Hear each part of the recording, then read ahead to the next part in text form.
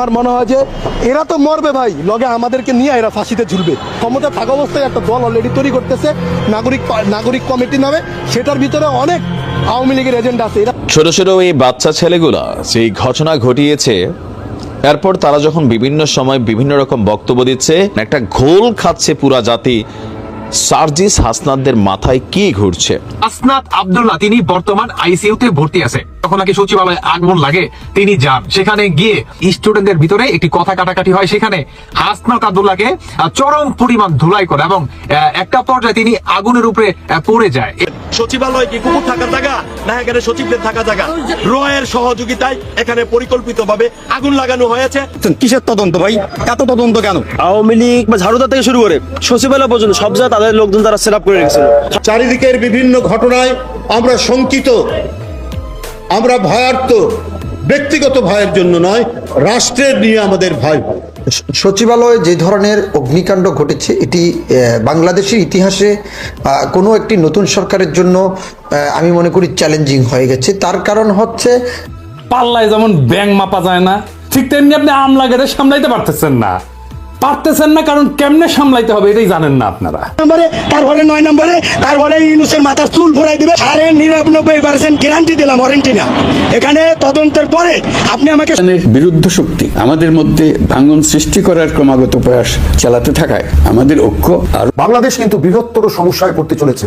কাটসি মোহাম্মদ ইউনুস নিজস্ব স্বার্থ সিদ্ধির লক্ষ্যে, রাষ্ট্রপতি পদে স্থায়ীভাবে বসার লক্ষ্যে এবং একটু সুনাম, একটু যশ, একটুখানি মানুষের কাছে ভালো হওয়ার তাগিদে বাংলাদেশকে কিন্তু বৃহত্তর সমস্যায় ফেলে দিচ্ছেন মোহাম্মদ ইউনুস। আমি তথ্য দিয়ে, ঘটনা দিয়ে আপনাদের কাছে দিয়ে বিশ্লেষণ করবো। আমাদের পেয়ারে ইউনুস চাচা যত বুঝতে পারছে দিন ঘনিয়ে আসছে, এর ফলে কি করবে না করবে, কোথায় যাবে, মাথার আর যেন ঠিক রাখতে পারছে না। একটি ষড়যন্ত্রের অংশ হিসেবে বাংলাদেশের সেনাবাহিনীর একটি অংশের সহযোগিতায় দেশরত্ন শেখ হাসিনা। আসসালামু আলাইকুম রহমতুল্লাহ, সবাই কেমন আছেন? আশা করি সবাই অনেক অনেক ভালো এবং সুস্থ আছেন। সবাইকে স্বাগতম জানাচ্ছি আমাদের আরেক নতুন ভিডিওতে। প্রতিদিনের মতো আমি আপনাদের রিয়াদ ফারুকী আবারও চলে আসলাম নতুন একটা ভিডিও নিয়ে। ইতিমধ্যে আপনারা সবাই ভিডিওর টাইটেল এবং থাম্বনেল দেখে বুঝতে পেরেছেন আজকে কি বিষয়টা নিয়ে কথা বলবো। আজকে যে বিষয়টা নিয়ে কথা বলবো খুবই গুরুত্বপূর্ণ একটা বিষয়।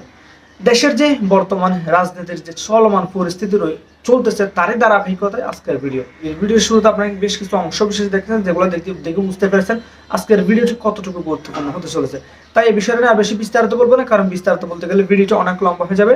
তাই আমরা মূল আলোচনা চলে আসি। তার আগে আপনাকে ছোট্ট একটি অনুরোধ জানিয়ে রাখতে চাই, যারা আমাদের ফারুকী অনলাইন ইউটিউব চ্যানেলটিতে এখনো নতুন আছেন, চ্যানেলটি সাবস্ক্রাইব করে সাথে থাকবেন, যাতে পরবর্তী আপডেট দেওয়ার সাথে সাথে আপনার কাছে নোটিফিকেশন পৌঁছে যায়। অবশ্যই পাশে থাকা বেল বাটনটি অন করে রাখতে ভুলবেন না। দর্শক, আর বেশি কথা বলাচ্ছি, আমরা একটা ভিডিও প্রোডাকশনের মাধ্যমে বিস্তারিত দেখে আসবো। ভিডিওটা একটু লম্বা হবে, তার জন্য অনুরোধ করবো ভিডিও ধৈর্য সহকারে শেষ পর্যন্ত দেখে আপনারা এরা তো মরবে ভাই, লগে আমাদেরকে নিয়ে এরা ফাঁসিতে ঝুলবে। মনে করেন যে বিএনপি জামাতকে আমরা মাইনাস করে আমরা নতুন সংগঠন করব, তাহলে গত 15 বছরে যেখানে বিএনপিকে মাইনাস করতে পারে নাই, শিবিরকে মাইনাস করতে পারে নাই, বিরোধীদলকে শেখ হাসিনা দমাইতে পারে নাই, তোমরা নতুন এমন করছো যে তোমরা এসে এদেরকে দমাই দিবা। তারা ক্ষমতা থাকা অবস্থায় একটা দল অলরেডি তৈরি করতেছে নাগরিক কমিটি নামে, সেটার ভিতরে অনেক আওয়ামী লীগের এজেন্ডা আছে। এরা বাংলাদেশে এটা নিয়ে আপনারা দেখেছেন যে কদিন আগে রিপোর্ট করেছে। তো সার্জিদের পাশে এক আওয়ামী লীগের, যেটা শেখ হাসিনার খুব কাছের দোসর ছিল, এই লোককে নাগরিক কমিটিতে নেওয়া হয়েছে। তো ওই জায়গাটা থেকে আমরা স্পষ্ট ভাষায় একটা বার্তা দিতে চাই, সেটা হচ্ছে এখন পর্যন্ত ইন্ডিয়ার বিরুদ্ধে কোনো অ্যাকশন নিচ্ছে না। ভারতের মিডিয়া যেভাবে আমাদের বিরুদ্ধে উস্কানি দিচ্ছে, তার বিরুদ্ধে কোনো ব্যবস্থা নিচ্ছে না। দেশের লুটপাট এখন পর্যন্ত বিভিন্ন জায়গায় ডাকাতি হয় না, এরকম না। এখন পর্যন্ত পুলিশ সোচ্চার না, আইন শৃঙ্খলা বাহিনীকে এখন পর্যন্ত তারা সোচ্চার করতে পারে নাই। আমার মনে হয় যে এরা তো মরবে ভাই, লগে আমাদেরকে নিয়ে এরা ফাঁসিতে ঝুলবে। কোনোভাবে যদি আওয়ামী লীগের পুনর্বাসন হয়, আমাদের সব কটার ফাঁসি হবে। এই একটা ভয়ের কারণে সবসময় এদের বিরুদ্ধে এখন বক্তব্য দিতে হয়, কারণ এরা পুনর্বাসন করার চেষ্টা করছে। এরা আওয়ামী লীগের মতনই আপনার বলছে যে আওয়ামী লীগের কাউন্সিলরদেরকে নিয়ে করছে, এরা তো আছে আওয়ামী লীগের কাউন্সিলরদেরকে এরা নিয়ে এরা বলছে যে আমরা আওয়ামী লীগের কাউন্সিলর নেই নাই। বাংলাদেশে যে এতগুলো কাউন্সিলর, বাংলাদেশে প্রায় আপনার 265 জনের কাউন্সিলর নিয়ে তারা একটা প্রোগ্রাম করেছে প্রেস ক্লাবে। তা আমার প্রশ্ন হচ্ছে, আওয়ামী লীগের আমলে যে নির্বাচন হয়েছে, ব্যারিস্টার আপনার সুমন, সে তো স্বতন্ত্র থেকে আপনি নির্বাচন করেছে, তাকে যে আপনারা গ্রেপ্তার করেছেন, কি কারণে গ্রেপ্তার করেছেন? সে আওয়ামী লীগের দোষর ছিল এই কারণে। সো সেম ভাবে আওয়ামী লীগের দ্বারা স্বতন্ত্র ছিল, এরা সবই আওয়ামী লীগের দোষী। এদেরকে নিয়ে আপনারা পুনর্বাসন করার চেষ্টা করছেন, এদের মাধ্যমে আপনারা বাংলাদেশকে ধ্বংসের দ্বার প্রান্তে নিয়ে যাচ্ছেন। এখন ডক্টর ইউনূসকে আপনাদের হেল্প করার কথা, অথচ এই মুরব্বীটাকে আপনারা ভুলভাল বুঝ দিচ্ছেন। ডক্টর ইউনূসের মতো একটা লোককে আমরা পেয়ে আমরা সর্বোচ্চ চেষ্টা করছি যেন তিনি দেশের সেবা করতে পারেন, অথচ আপনাদের মতো কিছু ওই যে আসিফ নজরুল, আসিফ মাহমুদ, সজীব ভুইয়া, মাহফুজ, এরা মিলে ডক্টর ইউনূসকে ভুলভাল বুঝাচ্ছে, ভুলভাল বুঝিয়ে ইউনূস সমন্বয়ক হাসিব ষড়যন্ত্র করে লাগিয়েছে কিনা আমরা এটা তদন্ত করে আমরা জানতে চাই। এখানে অন্তর্বর্তীকালে সরকারকে একটা দায় নিতে হবে, যেখানে আগুন লাগে, আগুন জ্বলতেছে সেখানে পানি দেয় না, যেখানে আগুন জ্বলে না সেখানে পানি দেয়। সচিবালয়ে যত ডকুমেন্টস রয়েছে, কাগজপত্র রয়েছে, নথিপত্র রয়েছে, সবগুলো আগুনটা পুড়িয়ে দেওয়ার জন্য এই পরিকল্পনা। এই বিপ্লব দেখবে না, এই কাজটাই ভারত করিয়ে দিল শেষ মাস। আসলে তারা জনগণের ম্যান্ডেটকে কখনো চায় না। আমাদের সমন্বয়ক হাসিব ভাইয়ের ফেসবুক লাইভ দেখি যে তিনি লাইভ করছে, আগুন লাগছে, পরে আমরা দ্রুত এখানে চলে আসি।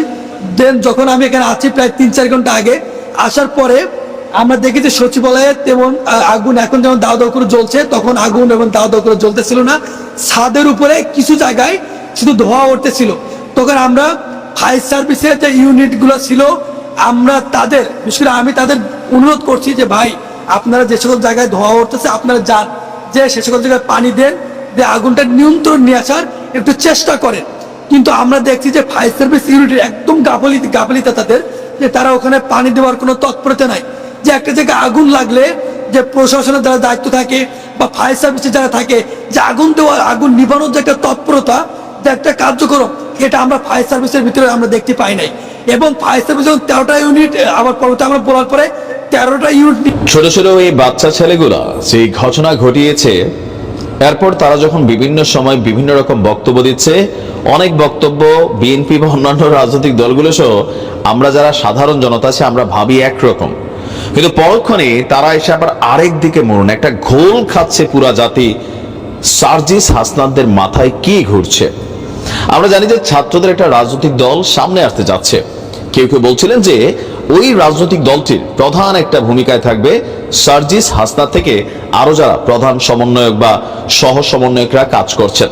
কিন্তু আজকে নতুন করে হঠাৎ করে যে ঘোষণা সার্জিস দিল, জনগণের মাথার মধ্যে বিষয়গুলো সোজা ঢুকছে না যে আসলে কি ঘটতে যাচ্ছে বা এই রাজনৈতিক দলটার নেতৃত্বে কারা আসবেন। সার্জিস সরাসরি বলছে যে জাতীয় নাগরিক কমিটি যেটা, এটা কোনো রাজনৈতিক দল তৈরি করবে না। আবার বৈষম্য বিরোধী ছাত্র আন্দোলনের যে প্ল্যাটফর্ম, তারাও কোনো রাজনৈতিক দল তৈরি করবে না। তাহলে করবে কে? এখানে যে বিষয়টা আমরা বুঝতে পারতেছি, তারা প্রথমে ছিল বৈষম্য বিরোধী আন্দোলনের প্রধান সমন্বয়ক, সেখান থেকে চলে গেল জাতীয় নাগরিক কমিটির একটা মুখ্য আহ্বায়ক হিসেবে সার্জিসের আজকের দিনের অবস্থান। তো তারা যদি রাজনীতি না করে তাহলে কারা করবে? বিষয়টা কিন্তু স্পষ্ট না, ক্লিয়ার না। বিএনপির নিশ্চয় মাথা ঘুরেছে, আপনারা ঘুরেছে, আমারও কিছুটা ঘুরাচ্ছে। জাতীয় নাগরিক কমিটি বেসিক্যালি লিডার তৈরির কাজ করবে। জাতীয় নাগরিক কমিটির মুখ্য সংগঠক এবং জুলাই শহীদ স্মৃতি ফাউন্ডেশনের সাধারণ সম্পাদক সার্জিস বলছেন শুধু রাজনৈতিক লিডারশিপ নয়, প্রত্যেকটি ক্ষেত্রেই আমাদের লিডার প্রয়োজন, আর এই লিডার তৈরির কাজটাই করবে জাতীয় নাগরিক কমিটি।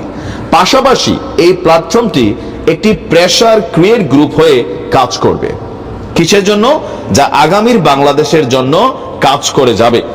আগামী 2 মাসের মধ্যে একাধিক রাজনৈতিক দল গড়ে উঠবে বলেও তিনি জানিয়েছেন। আমরা তো জানি ছাত্রদের একটা রাজনৈতিক দল সামনে আসবে, বাট তার বক্তব্য একাধিক রাজনৈতিক দল আসবে।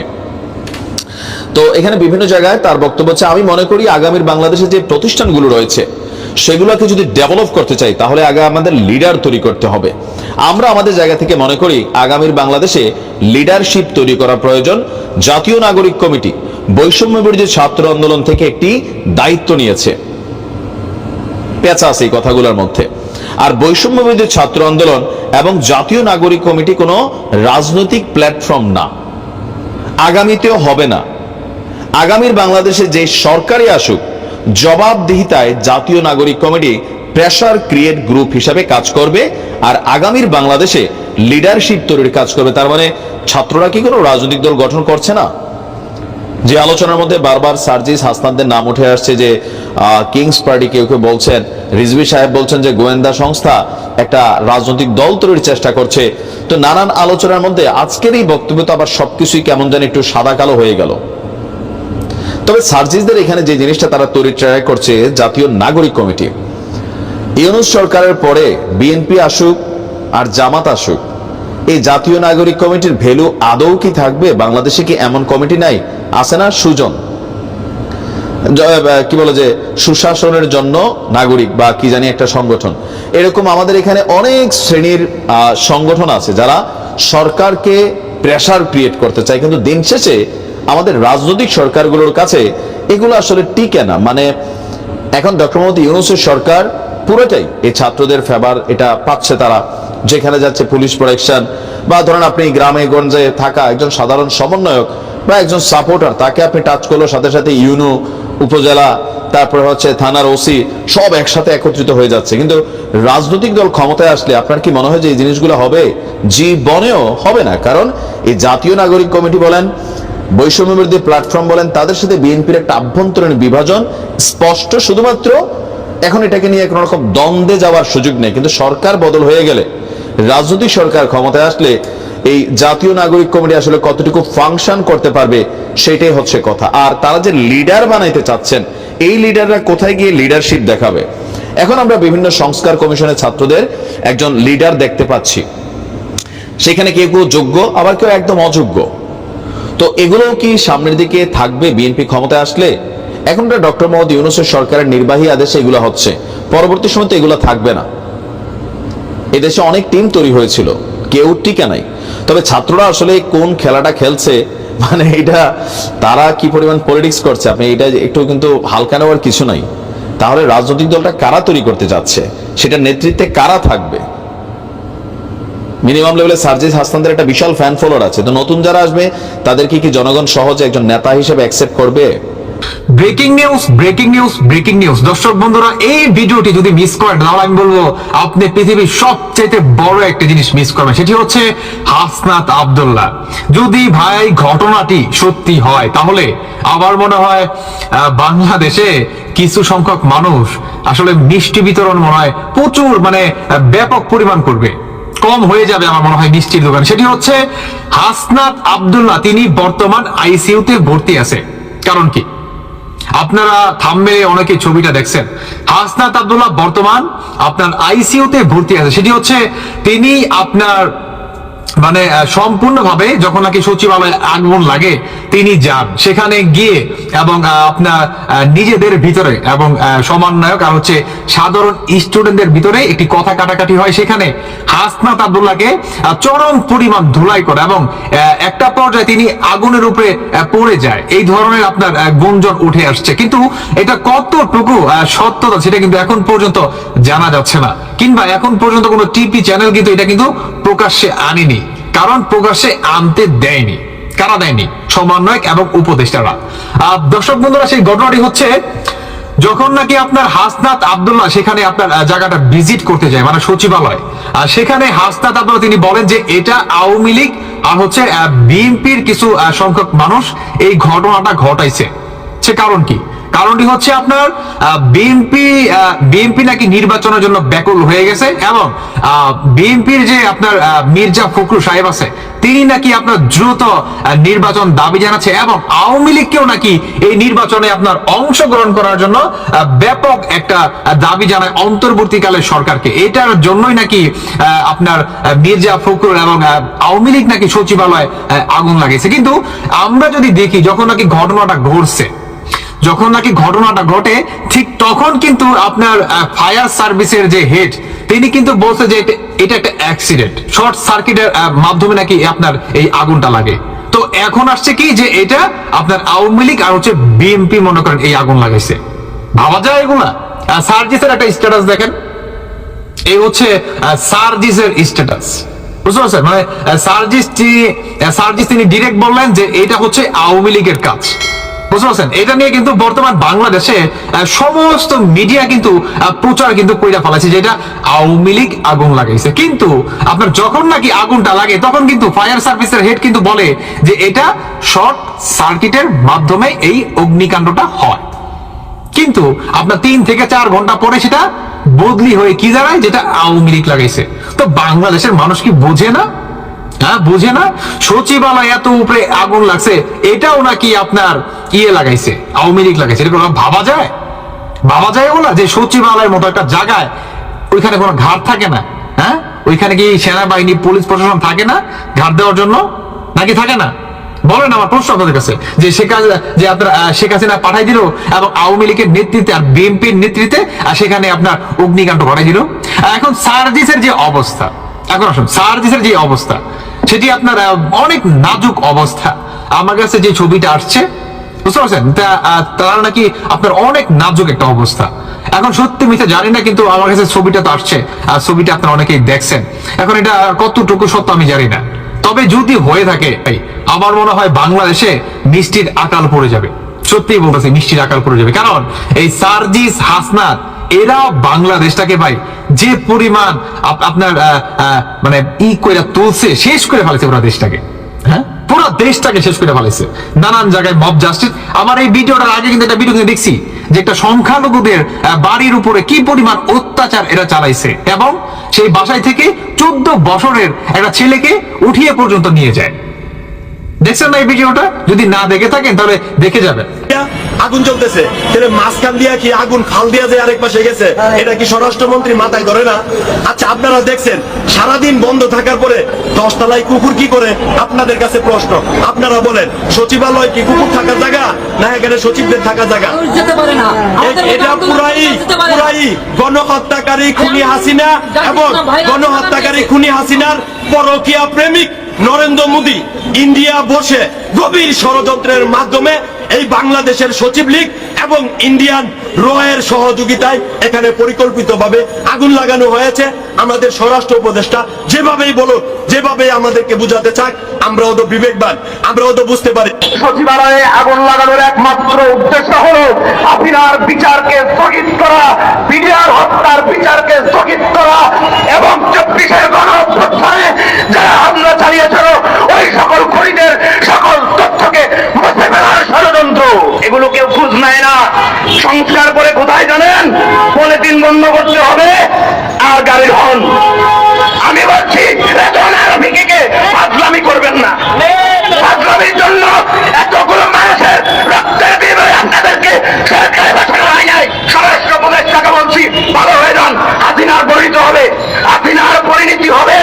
আপনার দায়িত্ব ছিল পলক। আজকে যদি সেগুলো তথ্য পুরে ছাই করে দেওয়া হয়, সম্ভব হয়, তাহলে তাদের বিচার করা সম্ভব হবে না। আজকে কি বড় বড় নেতারা এখানে আগুন লাগাইছে? লাগাই নাই তো। যদি বড় বড় নেতারা আগুন লাগাইতো, ক্যাথিকেটের মধ্যে তালা থাকে একটা, সেইখানে 2টা কিভাবে আসলো? পানির যে ব্যবস্থা ছিল সেগুলোর লাইন কে কাটবে? সিসি ক্যামেরার তারগুলো কে কাটবে? শেখ হাসিনার রাজনৈতিক কার্যালয়ে আগুন লাগছিল, সেই জায়গার প্লাস্টার খুলে পড়ে নাই, ইট খুলে পড়ে নাই, কিন্তু সচিবালয়ে যখন আগুন লাগলো ইট কিভাবে খুলে পড়লো? এখানে কিন্তু আছে, কারণ এখানে ইচ্ছাকৃতভাবে একটি মাস্টার প্ল্যানের পরিবর্তে এখানে আগুন লাগানো হয়েছে, কেমিক্যাল ইউজ করা হয়েছে। অনেক ভাই সায়েন্টিস্ট আছেন, সাংবাদিক ভাইয়েরা এইসব নিয়ে গবেষণা করেন, আপনারা ভালোভাবে বুঝতে পারবেন। সচিবালয়ে আগুন লাগানোর একমাত্র উদ্দেশ্য হলো হাসিনার বিচারকে স্থগিত করা, বিডিআর হত্যার বিচারকে স্থগিত করা, এবং 24-এর গণঅভ্যুত্থানে যারা হামলা চালিয়েছিল ওই সকল খুনিদের সকল তথ্যকে মুছে ফেলার ষড়যন্ত্র। বন্ধুগণ, এটিকে হালকাভাবে নেওয়া যাবে না। কারণ আজকে যদি 24-এর গণঅভ্যুত্থানের হত্যার বিচার বন্ধ করা যায়, বিডিআর হত্যার বিচার বন্ধ করা যায়, এবং হেফাজতে ইসলামের হত্যাকাণ্ডের বিচার বন্ধ করা যায়, তাহলে ভারতকে খুশি রাখা যাবে। পার্শ্ববর্তী রাষ্ট্র ভারত যে প্রেসক্রিপশন হাসিনাকে দিয়েছিল সেটি বাস্তবায়ন করা সম্ভব হবে। আপনারা জানেন, গত 2 দিন আগে ভারতের শুভেন্দর বাবু বাংলাদেশের মানুষকে মশা আর মাছির সাথে তুচ্ছ তাচ্ছিল্য করেছেন, কারণ তারা এখনো মনে করেন হাসিনাকে ক্ষমতায় রাখা সম্ভব। কারণ এখনো আপনারা খোঁজ নিয়ে দেখতে পারেন, বিভিন্ন মন্ত্রণালয়ে শেখ মুজিবের ছবি ঝুলানো আছে, এবং ওয়েবসাইট গুলো ঘাটাঘাটি করলে খুঁজে পাবেন এখনো হাসিনাকে সরকার প্রধান বানানো করা আছে। এগুলো কেউ খোঁজ নেয় না। সংস্কার করে কোথায় জানেন? বন্ধ করতে হবে আর গাড়ির হর্ন। আমি বলছি রেজন আর রফিকে ফাজলামি করবেন না। ফাজলামির জন্য এতগুলো মানুষের রক্তের বিনিময়ে আপনাদেরকে সরকারে পাঠানো হয় নাই। স্বরাষ্ট্র উপদেষ্টাকে বলছি ভালো হয়ে যান, হাসিনার পরিণতি হবে, হাসিনার পরিণতি হবে আপনার। সুষ্ঠুভাবে যদি দেশ পরিচালনা না করতে পারেন আমাকে দিয়ে দেন, আমি চালাবো। যদি না পারেন আমাকে দেন। স্বরাষ্ট্র মন্ত্রণালয় শেখ হাসিনা আর আমেরিকা ক্ষমতা থেকে পতনের আগেই তিনি বারবার বলছিলেন যে আমেরিকা আমাকে ক্ষমতা থেকে সরাতে চায়। দর্শক, যে নিউজটা সামনে এসেছে, এই নিউজ আসার পর বাংলাদেশ আওয়ামী লীগ তাদের অফিসিয়াল পেজ থেকে বিষয়টা নিয়ে প্রতিবাদ জানিয়েছে। তারা বলছে যে এটা একটা ষড়যন্ত্র এবং চক্রান্ত। চাঞ্চল্যকর তথ্য দিয়েছে আমাদের গণমাধ্যমে প্রকাশিত যে নিউজগুলো, সেখান থেকে বলা হচ্ছে যে আমেরিকার গোয়েন্দা সংস্থা ফেডারেল ব্যুরো অফ ইনভেস্টিগেশন, সংক্ষেপে FBI, বাংলাদেশের সাবেক প্রধানমন্ত্রী শেখ হাসিনা এবং তার ছেলে সজীব ওয়াজেদ জয় তারা ব্যাপক অর্থ কেলেঙ্কারি করেছেন, এমনকি অনিয়ম ও অর্থ পাচারের প্রমাণ পেয়েছে খোদ এবার FBI। আমরা যদি দেখি, সম্প্রতি নিজেদের লন্ডন প্রতিনিধির মাধ্যমে বিষয়টিকে নিশ্চিত করেছেন মার্কিন গোয়েন্দা সংস্থা, এমনটাই দাবি করা হয়েছে। জানা গেছে স্পেশাল এজেন্ট লা প্রিভোটের সঙ্গে যোগাযোগ করেছিল যুক্তরাষ্ট্রের ডিপার্টমেন্ট অফ জাস্টিসের senior trial attorney Linda Samuels. তিনি দেখতে পান যে বাংলাদেশ থেকে বিভিন্ন মার্কিন ব্যাংক অ্যাকাউন্টে 300 মিলিয়ন US ডলার পাচার হয়েছে। গত মাসের 9 তারিখে FBI এর একটি প্রতিনিধি দল বাংলাদেশের দুর্নীতি দমন কমিশনের দুদক, তাদের যে মানি লন্ডারিং অ্যান্ড লিগ্যাল ইউনিটের মহাপরিচালক আছেন, তাদের সাথে বৈঠক করেছিলেন। সেখানে বিপুল পরিমাণ দলিল বাংলাদেশের কাছে হস্তান্তর করার দাবি করেছে FBI এর এই প্রতিনিধি দলটি। দুদকের কর্মকর্তারা বলছে, গেল মাসের 1 তারিখে Bangladesh EU delegation head of cooperation Michael ক্রেজারের নেতৃত্বে 3 সদস্যের একটি প্রতিনিধি দল তৎকালীন দুদক চেয়ারম্যান মোহাম্মদ মঈনুদ্দিন আব্দুল্লাহর সাথে সাক্ষাৎকার করেছিলেন। সাক্ষাতে পাচার হওয়া তহবিল প্রত্যাবাসন এবং কমিশনের পরিচালনা সক্ষমতা বাড়াতে কারিগরি সহায়তা নিয়ে আলোচনা করে। 2014 সালে যুক্তরাষ্ট্র বনাম রিজমি আহমেদের মামলায় সজীব ওয়াজেদ জয়ের নাম প্রথম নজরে আসে। FBI এর তদন্তে জয়ের গুরুতর আর্থিক অসদাচরণের বিষয়টি উঠে আসে। বিশেষত সজীব ওয়াজেদ জয়ের নামে হংকং এবং ক্যামান দ্বীপপুঞ্জের বিভিন্ন ব্যাংক অ্যাকাউন্ট ব্যবহার করে নিউ ইয়র্ক, ওয়াশিংটন DC এবং লন্ডন ব্যাংকে অর্থ স্থানান্তরিত করার তথ্য এসেছে। জ্যেষ্ঠ আইনজীবী এবং বিচার বিভাগের একজন বিশেষ এজেন্ট বলছে, ক্যামান আইল্যান্ড ও হংকং এর শেল কোম্পানির মাধ্যমে যুক্তরাষ্ট্রের বিভিন্ন ব্যাংকে বাংলাদেশ থেকে 30 কোটি ডলার জমা করা হয়েছে। দুদক চেয়ারম্যান মোহাম্মদ আব্দুল মোমেন এই বিষয়ে সাংবাদিকদের বলছেন যে এই ঘটনা অনেকাংশেই সত্য, তার মানে পুরোটু সত্য না। বিষয়টা কিরকম, আমরা ভবিষ্যতে আরো সুনির্দিষ্ট তথ্য পেতে পারি, এই বিষয়ে আমরা পরে সরাসরি কথা বলবো। তার মানে এখানে যে তথ্যটা আসছে, কোথাও না কোথাও এখনো কিছু এভিডেন্সগত অথবা আরো অন্যান্য কিছু ঘাটতি রয়েছে। এদিকে আপনার যুক্তরাষ্ট্রের 300 মিলিয়ন ডলার পাচারের অভিযোগে শেখ হাসিনা এবং সজীব ওয়াজেদ জয়ের বিরুদ্ধে তদন্ত শুরু করেছে দুদক। আর এজন্য আপনার এই অভিযোগ অধিকতর তদন্তের জন্য দুদকের মহাপরিচালক বরাবর পাঠানো হয়েছে। সেই সঙ্গে আওয়ামী লীগ সরকারের আমলে ব্যবসা এবং বেজার আওতাধীন 9টি অগ্রাধিকার উন্নয়ন প্রকল্পেও অনিয়ম দুর্নীতির মাধ্যমে শেখ হাসিনা জয়, তারপর হচ্ছেন Sheikh Rehana, British MP tulip, আরো অন্যান্যদের বিরুদ্ধে ওটা 700 কোটি ডলার আত্মসাতের অভিযোগের বিষয়ে পৃথকভাবে অনুসন্ধান শুরু করা হয়েছে। অভিযোগ আছে শুধুমাত্র রূপপুর পারমাণবিক, এটা নিয়ে আবার পুতিন তার বক্তব্য দিয়েছেন। তো সবকিছু মিলিয়ে FBI এর এই রিপোর্টটা আমি আসলে জানি না যে তাদের ওয়েবসাইটে আছে কিনা বা তারা এটাকে কিভাবে আসলে সরকারের কাছে হস্তান্তর করেছে। মার্কিন স্টেট ডিপার্টমেন্ট এ নিয়ে কোনো বক্তব্য সরাসরি দিয়েছে কিনা, হয়তো আমরা আগামী 24 ঘন্টার মধ্যে বিষয়টা আরেকটু ক্লিয়ার হব, আরো অধিকতর তদন্ত রিপোর্ট সামনে আসবে। তবে বাংলাদেশ আওয়ামী লীগ তাদের জায়গা থেকে প্রতিবাদ করেছে যে এগুলা ভুয়া মিথ্যা তথ্য। সরকার তাদের প্রেসকে ব্যবহার করে, গণমাধ্যমকে ব্যবহার করে আওয়ামী পরিবারের বিরুদ্ধে বা বাংলাদেশ আওয়ামী লীগের বিরুদ্ধে প্রোপাগান্ডা ছড়াচ্ছে। কিন্তু আমাদের গণমাধ্যমগুলোতে এটা দাবি করা হয়েছে যে FBI আপনার সত্যতা পেয়েছে। আসিফ নজরুল সময় চায় কিসের জন্য? আসিফ নজরুল স্যার কিসের জন্য সময় চায়? আওয়ামী লীগকে সম্পূর্ণ পুনর্বাসন করার জন্য সময় চাই নাকি? রাষ্ট্র সংস্কার না আওয়ামী লীগ সংস্কার, কোনটা? আপনি 1 বছর সময় কেন চাবেন? বাংলাদেশের জনগণ আপনাকে সময় দেবে। বাংলাদেশের জনগণ আপনাদের নিয়ে কথা বলবে না, কিন্তু কেন কথা বলতেছে যে আপনারা ব্যর্থ, আপনারা পারবেন না? বিকজ অফ এই 4 মাসে বাংলাদেশের জনগণের জন্য কিচ্ছু করতে পারেন নাই, কিচ্ছু না। বাজার কন্ট্রোল করতে পারেন নাই। এখন সবজির দাম কম, সবকিছুর দাম কম, বিকজ এখন সবজি উঠছে, চালের দাম তো বাড়ছে। গত মাসে যে চাউল ছিল 1600 টাকা 25 কেজি বস্তা, সেটা এবার এই মাসে হচ্ছে 1700 টাকা। চালের দাম তো বাড়ছে, ডালের দাম বাড়ছে, তেলের দাম বাড়ছে, সবজির দাম কমলে তো হবে না। এই 4 মাসে আপনারা কি করতে পারছেন? এখন এসে বলতেছেন যে 1 বছর সময় দিলে সংস্কার করে নির্বাচন দেবেন। কেন আপনাকে সময় চাইতে হবে? বাংলাদেশের মানুষ তো আপনাদের সময় নিয়ে কোনো প্রশ্ন উঠাবে না। আপনারা আপনাদের মতো কাজ করবেন, আপনাদেরকে ডিস্টার্ব করবে না। আপনাদের মতো আপনার যেটা মন চায় সেটা করবেন, কিন্তু করতে পারছেন? করতে পারেন নাই। কেন করতে পারেন নাই? আপনারা করতে চান নাই। আপনাদের ভিতর কিছু কিছু লোক ছিল, এরা বসেছিল যে ডক্টর মোহাম্মদ ইউনূস সরকারকে ব্যর্থ করার জন্য। 75% হয়ে গেছে অলরেডি। এখন এসে বলতেছেন 1 বছর সময় দিলে সংস্কার করে দিবেন। আপনাকে 1 বছর সময় দিলে 1 বছর কিছু করতে পারলেন না, পরে কি করবেন? পরে আর 1 বছর সময় চাবেন? তারপর আর 1 বছর বাংলাদেশের মানুষকে বসে বসে মানে কি বলবো, খেলা দেখবে? রাজনৈতিক দলগুলা নির্বাচনমুখী হবে, এটাই স্বাভাবিক। বাংলাদেশের জনগণ নির্বাচন চায়। কেন নির্বাচন চায়? কারণ যে ছেলেটার বয়স, যার বয়স 30 বছর, সে এখন একটা ভোট দিতে পারে নাই, অবশ্যই সে নির্বাচন চায়।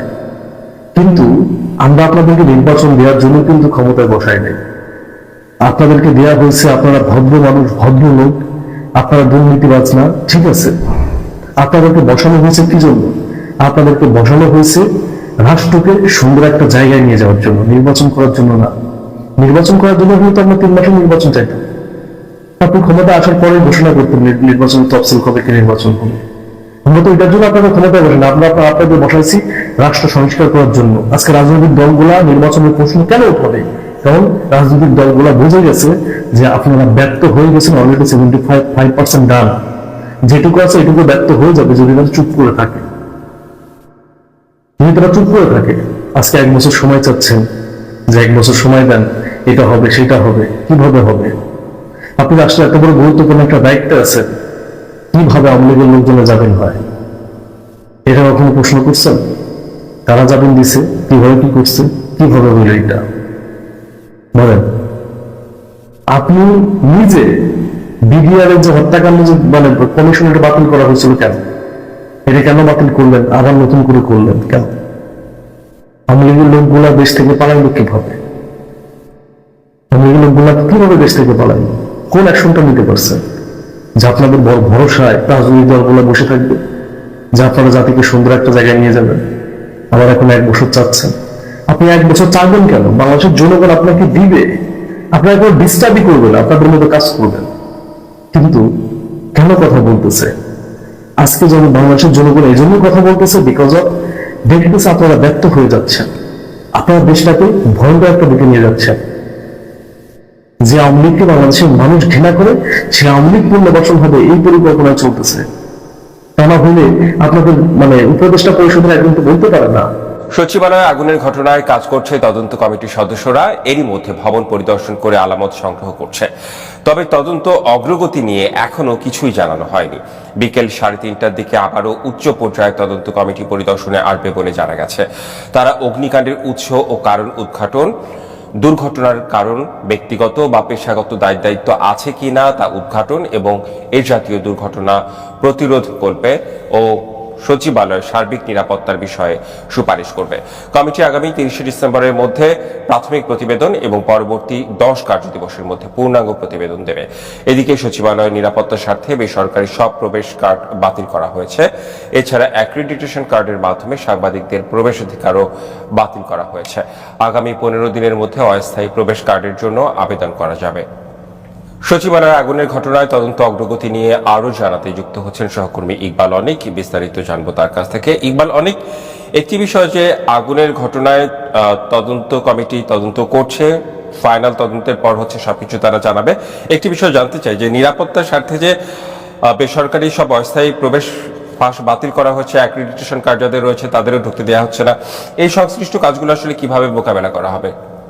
রেদওয়ান, গতকালকে কিন্তু সরকারি থেকে জানানো হয়েছে যে সাংবাদিক সহ অন্যান্য যে বেসরকারি মানুষের যে কার্ডগুলো রয়েছে সেগুলো কিন্তু অস্থায়ীভাবে বাতিল করা হয়েছে। সেক্ষেত্রে হচ্ছে আগামী 15 দিনের মধ্যে তারা কিন্তু কার্ডের জন্য আবেদন করে তারা কিন্তু ভেতরে প্রবেশ করতে পারে। যেহেতু একটি দুর্ঘটনা ঘটেছে সচিবালয়ে, সেক্ষেত্রে হয়তোবা ধারণা করা যাচ্ছে তারা আপাতত হচ্ছে নিরাপত্তার স্বার্থে বা যাতে অগ্নিকাণ্ডের ঘটনা ঘটেছে সেই আলামতগুলো যাতে নষ্ট না হয় সেজন্য তারা হচ্ছে হয়তোবা এটি করেছেন। কিন্তু কারো এই কার্ড অস্থায়ীভাবে যে কার্ডগুলো রয়েছে সেটি বাতিল করা আপাতত বন্ধ রেখেছেন, কিন্তু তারা কিন্তু পরবর্তীতে নিয়ে আবারও আবেদন করে ভিতরে প্রবেশ করতে পারবেন, এতটুকু জানা গেছে। আরেকটি বিষয় যে এখানে কিন্তু সকাল থেকে অন্যান্য যে গাড়িগুলো আসছে, বিভিন্ন মন্ত্রণালয়ের কর্মকর্তারা রয়েছেন যারা ভিতরে প্রবেশ করতে যাচ্ছেন, তাদেরকেও কিন্তু ভিতরে প্রবেশ করতে দেয়া হচ্ছে না। যেহেতু আজকে শনিবার এবং বন্ধের দিন, সেক্ষেত্রেও তারা হয়তো কঠোর নিরাপত্তা রাখছেন এবং যারা তদন্ত কমিটির লোকজন আছেন তারা ভিতরে প্রবেশ করতে চাইলে তাদেরকেই শুধু দিচ্ছেন, অন্যান্য যারা এই ভবনে কাজ করেন বা তাদেরকে কিন্তু ভিতরে প্রবেশ করতে দেয়া হচ্ছে না।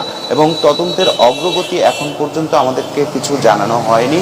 আজকে বিকেল 3:30টার সময় হচ্ছে তদন্ত কমিটি আবারও হচ্ছে পরিদর্শনে আসবেন এবং তদন্ত কমিটির যে প্রতিবেদন সেটি কিন্তু প্রাথমিক প্রতিবেদনটি হচ্ছে 30 ডিসেম্বরের মধ্যেই জমা দিতে হবে এবং আগামী 10 কর্মদিবসের মধ্যে কিন্তু পূর্ণাঙ্গ যে তদন্ত কমিটি এবং সেটির প্রতিবেদনও কিন্তু জমা দিতে হবে। আর রাষ্ট্রের সর্বোচ্চ একটি হচ্ছে প্রশাসনিক স্থাপনা যেখানে আগুনের সূত্রপাত হয়েছে, এটি নাশকতা কিনা, ষড়যন্ত্র কিনা বা কেউ উদ্দেশ্য প্রণোদিতভাবে এইটি করেছে কিনা সেসব বিষয় কিন্তু খতিয়ে দেখছে হচ্ছে এই তদন্ত কমিটি।